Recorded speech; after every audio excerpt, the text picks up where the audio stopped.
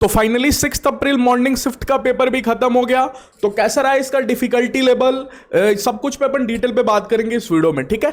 तो सभी सब्जेक्ट का पेपर एनालिसिस करेंगे कि कैसा रहा उसका डिफिकल्टी लेवल, साथ में आपको कौन कौन से चैप्टर से क्वेश्चन पूछा था इस शिफ्ट में, आपको ये भी बात करेंगे। और एंड में जो भी स्टूडेंट जो इस शिफ्ट में एग्जाम दिए ना, उनको कितने मार्क्स पे कितना परसेंटाइल बन जाएगा वो भी अपन बात करेंगे। ओके, तो चलिए स्टार्ट करते हैं वीडियो को। लेकिन जो लोग चैनल पे पहली बार आया ना, प्लीज चैनल को सब्सक्राइब कर देना, नोटिफिकेशन बेल ऑन कर देना, बिकॉज जेई मेन रिलेटेड बहुत ही हेल्पफुल कंटेंट आपको इस चैनल पे देखने के लिए मिल जाएगा। ओके, और टेली और काउंसलिंग ये चैनल आपका हेल्प करेगा, काउंसलिंग रिलेटेड वीडियोस भी आएगा जैसे एग्जाम आपको खत्म हो जाएगा।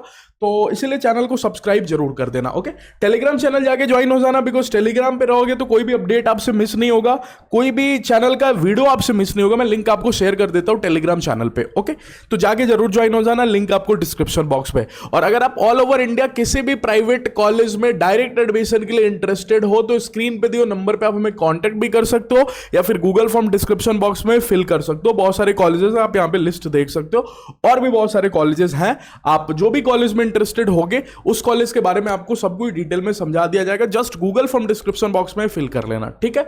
अच्छा, फिजिक्स का पेपर देखो, अभी तक तो आसान आसान चल रहा था, जनवरी में भी आसान हुआ था सभी शिफ्ट में, एक्सेप्ट एक शिफ्ट था जिसमें फिजिक्स थोड़ा सा टफ पूछा हुआ था, ठीक है।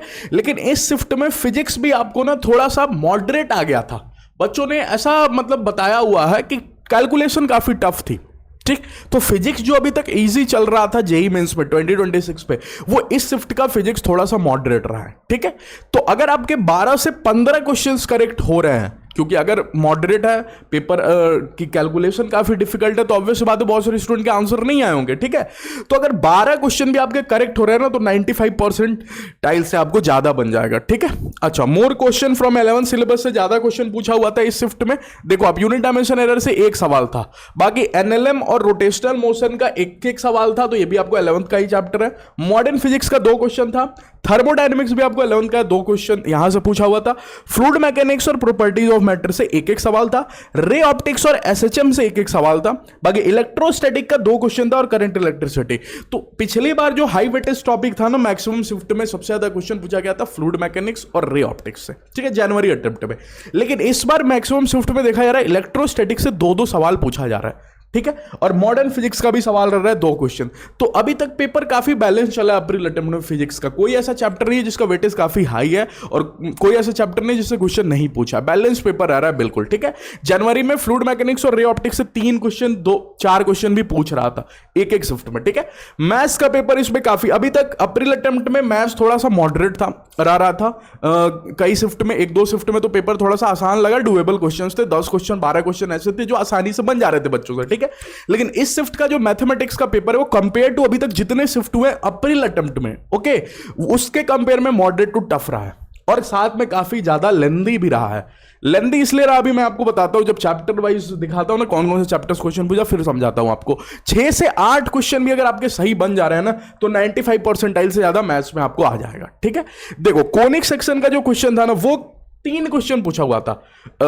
सॉरी, यहां पे कोनिक सेक्शन, यहां पे मैट्रिक्स डिटर्मिनेंट का यहां पे 1 क्वेश्चन है, 6 क्वेश्चन मैंने आप लिख दिया। कोनिक सेक्शन का 6 क्वेश्चन पूछा हुआ था इस शिफ्ट में, ठीक है। यहां पे थोड़ा सा मिस्टेक हो गया था।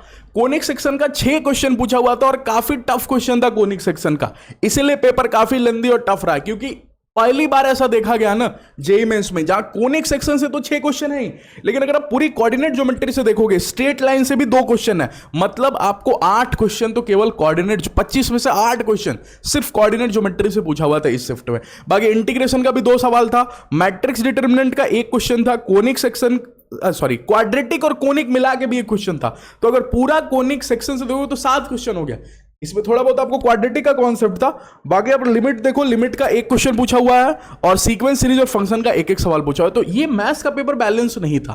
कोनिक सेक्शन का देखो 7 से 8 क्वेश्चन पूछा हुआ है, और बाकी सभी बहुत सारे चैप्टर से क्वेश्चन नहीं पूछेगा। ऑब्वियस बात है, जब एक चैप्टर का वेटेज इतना ज्यादा कर देगा तो बहुत सारे चैप्टर्स होंगे जिनका क्वेश्चन उसको स्किप करना पड़ेगा, क्योंकि क्वेश्चन तो 25 ही पूछ रहे हैं ना। ओके, तो मैथ्स का पेपर काफी टफ रहा। केमिस्ट्री की बात करो तो केमिस्ट्री आपको मॉडरेट चला है इस शिफ्ट में, इजी तो नहीं था, ओके, बहुत सारे क्वेश्चन आपको डिफिकल्ट भी थे, तो ओवरऑल पेपर मॉडरेट था। अगर आपको 15 टू 18 करेक्ट क्वेश्चन हो रहे हैं तो केमिस्ट्री में आपको 95 परसेंटाइल से ज्यादा आ जाएगा। इनऑर्गेनिक का वेटेज सबसे ज्यादा था, ऑर्गेनिक देन आफ्टर फिजिकल का वेटेज था। ओके, इनऑर्गेनिक और ऑर्गेनिक आपको एनसीईआरटी से पूछा हुआ था बहुत सारे क्वेश्चन। ओके, और फिजिकल में आपको कैलकुलेशन काफी टफ थी, स्टेटमेंट बेस्ड आपको 2 से 3 सवाल देखने के लिए मिला इस शिफ्ट में। तो स्टेटमेंट बेस्ड सवाल, असर्शन रीजन टाइप क्वेश्चन। अगर आप 8 अप्रैल को आपका एग्जाम होने वाला है ना, तो आपके पास एक दिन का टाइम है, एंड के मोमेंट में प्रीवियस ईयर क्वेश्चन से इसके कुछ क्वेश्चन जरूर देख लेना केमिस्ट्री का, ठीक है। बाकी जो चैप्टर्स का थोड़ा वेटेज है उन चैप्टर्स को क्विक रिवीजन लास्ट में जरूर कर लेना। केमिकल काइनेटिक्स का एक सवाल, रिएक्शन मैकेनिज्म का पहली बार इतना ज्यादा क्वेश्चन पूछा है, 3 क्वेश्चन। जनरल ऑर्गेनिक केमिस्ट्री का एक क्वेश्चन था, बायोमोलिक्यूल का एक क्वेश्चन था, ठीक है। केमिकल बॉन्डिंग और मोल कॉन्सेप्ट से एक सवाल था, इक्विलिब्रियम का एक था, कोऑर्डिनेशन कंपाउंड से एक क्वेश्चन, बाकी थर्मोडायनामिक्स और डीएफ ब्लॉक से एक एक क्वेश्चन था। तो केमिस्ट्री का पेपर भी बैलेंस नहीं है, फिजिक्स का पेपर कुछ हद तक इस शिफ्ट में बैलेंस देखने के लिए मिला, मैंने हर चैप्टर से क्वेश्चन पूछा है। बाकी मैथ्स में देखो कोनिक सेक्शन से कितना ज्यादा क्वेश्चन पूछा, केमिस्ट्री में रिएक्शन मैकेनिज्म का ज्यादा वेटेज कर दिया, तो थोड़ा अनएक्सपेक्टेड पेपर रहा है 6 अप्रैल का मॉर्निंग शिफ्ट जो पेपर हुआ है। ओके, तो ओवरऑल जो डिफिकल्टी लेवल रही है इस शिफ्ट की, मॉडरेट टू टफ। क्यों मॉडरेट टू टफ? क्योंकि मैथ्स आपको टफ एंड लेंदी देखने के लिए मिला है, फिजिक्स भी आपको मॉडरेट रहा है, जो अभी तक आसान चल रहा था सभी शिफ्ट में, वो भी इस शिफ्ट में थोड़ा सा कठिन डिफिकल्ट पूछा हुआ था। केमिस्ट्री भी आपको मॉडरेट रही है, तो ओवरऑल इसीलिए मॉडरेट टू टफ पेपर रहा है। तो थोड़ा सा मार्क्स कम पे भी आपको अच्छा परसेंटाइल बन जाएगा इस शिफ्ट पे कंपेयर टू ऑल शिफ्ट। फिर भी मार्क्स परसेंटाइल क्या रहेगा 6 अप्रैल शिफ्ट 1 का पेपर में, तो 165 से 170 तक हार्डली आपको 95 परसेंटाइल तक जाना पड़ेगा। 165 अगर टच कर रहे हो और 170 तक जा रहे हो तो फिर 99 परसेंटाइल के लिए आप सेफ हो। ओके, 155 से 160 पे आपको 98 परसेंटाइल बन जाएगा, 97 145 से 150 तक, 135 से 140 तक आपको 96 परसेंटाइल बन जाएगा। तो 5-5 नंबर के गैप पे आप यहां पे देख सकते हो, ठीक है। 94 परसेंटाइल जिसके लिए आपको कट ऑफ आपका क्लियर हो जाएगा 115 टू 120 मार्क्स, ये आपको कट ऑफ। ओके, बाकी जनरल स्टूडेंट के लिए बाकी 90 परसेंटाइल आपको 80 से 85 मार्क्स पे बनेगा। ओके, तो अगर मैं यहां पे बता दूं 99 परसेंटाइल जिस पे आपको टॉप के 90 में टॉप का ब्रांच मिल जाएगा, 170 मार्क्स आपको इस शिफ्ट में लाना पड़ेगा। अप्रैल अटेम्प्ट इसलिए, अगर ये जनवरी अटेम्प्ट होता तो थोड़ा कम नंबर भी 160 नंबर पे भी बन जाता, क्योंकि थोड़ा सा पेपर डिफिकल्ट था ये शिफ्ट का, लेकिन अप्रैल अटेम्प्ट इसलिए 10-15 नंबर का फर्क तो पड़ ही जाता है जनवरी के कंपैरिजन में, ठीक है। 97 परसेंटाइल जिस पे अगर जनरल स्टूडेंट हो तो टॉप के 90 में कोई ना कोई 90 में आपको कुछ ब्रांच मिल ही जाएगा, 90 आपका सिक्योर हो जाएगा। उसके लिए आपको 145 मार्क्स मिनिमम अगर इस शिफ्ट में बन रहा है तो सेफ हो। ओके, 94 परसेंटाइल जिसके अराउंड आपका कट ऑफ क्लियर हो जाएगा 120 नंबर, और 90 परसेंटाइल के लिए आपको इस शिफ्ट में 85 मार्क्स लाना पड़ेगा। ओके, तो इस शिफ्ट में अगर इतने मार्क्स बन रहे हैं आपको, ये मार्क्स बन रहे हैं, तो ये परसेंटाइल आपको देखने के लिए मिल जाएगा।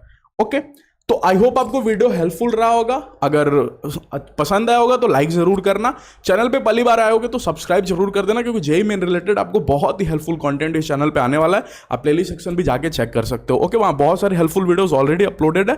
जेईई मेंस 2026 रिलेटेड वीडियोस वाला प्लेलिस्ट देखोगे तो वहाँ पे आपको सारे वीडियोस दिख जाएंगे। ओके, चलिए थैंक यू, मिलते हैं नेक्स्ट वीडियो में। जैसे ही फर्दर शिफ्ट होते रहेगा सभी का एनालिसिस अपन करेंगे, और एंड में सभी शिफ्ट को कंपेयर भी करेंगे कि कौन से शिफ्ट की डिफिकल्टी लेवल क्या रही, कट ऑफ पे भी बात करेंगे। बहुत ही हेल्पफुल वीडियोस आपके लिए आने वाला है इस चैनल पे, तो सब्सक्राइब करके नोटिफिकेशन बेल जरूर ऑन करना। ओके, चले, थैंक यू।